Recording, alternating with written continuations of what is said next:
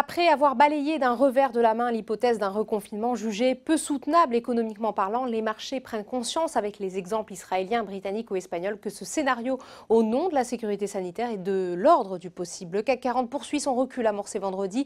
Dès l'ouverture, l'indice a rapidement perdu du terrain pour s'enfoncer en territoire négatif.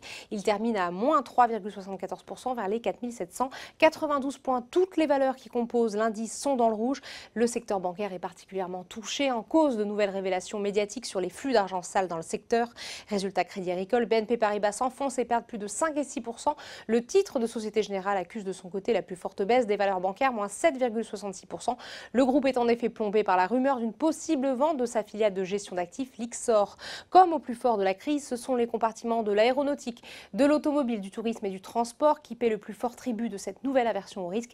Renault, Airbus et Safran perdent presque 7%. Le groupe hôtelier Accor, qui quitte l'indice CAC 40, démonstration au passage de l'ampleur de cette crise sanitaire sur certains compartiments, chute de plus de 5%. Sur le SBF 120, la perspective d'une restructuration financière qui risque de pénaliser les actionnaires actuels fait lourdement chuter Valourec.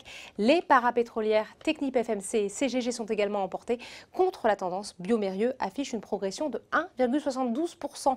Outre-Atlantique, dans le sillage des marchés européens, Wall Street est en net recul. Il faut dire que les incertitudes principalement politiques pèsent sur le moral des investisseurs.